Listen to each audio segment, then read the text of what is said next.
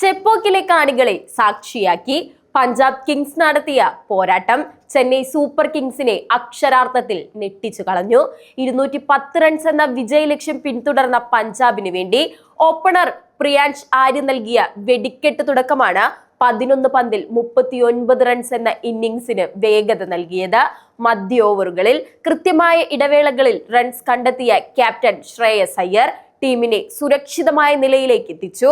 ചെന്നൈ നിരയിൽ ബൗളർമാർക്ക് കൃത്യമായ ലൈനും ലെങ്തും കണ്ടെത്താൻ സാധിക്കാതെ വന്നത് തിരിച്ചടിയുമായി.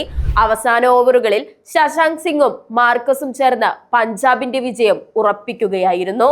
ചെന്നൈയെ സംബന്ധിച്ചിടത്തോളം ബാറ്റിംഗിൽ യുവതാരം ആയുഷ് മാത്രയുടെ പ്രകടനം ആശ്വാസകരമാണെങ്കിലും സഞ്ജു സാംസണെ പോലെയുള്ള സീനിയർ താരങ്ങളുടെ ഫോമില്ലായ്മ മാനേജ്മെന്റിനെ ആശങ്കയിലാക്കുന്നുണ്ട്. സ്വന്തം മൈതാനത്ത് വഴങ്ങേണ്ടി വന്ന ഈ പരാജയം പോയിന്റ് പട്ടികയിൽ ചെന്നൈയുടെ സ്ഥാനത്തെ പ്രതികൂലമായി ബാധിച്ചേക്കാം. ചെപ്പോക്കിന്റെ മണ്ണിൽ ചെന്നൈയെ തളയ്ക്കുക എന്നത് ഏതൊരു ടീമിനും അസാധ്യമായ ഒന്നാണെന്നിരിക്കെ അവിടെ വെച്ച് തന്നെ 5 വിക്കറ്റിന് നിലംപരിശാക്കിയ പഞ്ചാബിന്റെ വിജയം IPL ചരിത്രത്തിലെ തന്നെ ഐതിഹാസികമായ ഒന്നായി മാറി.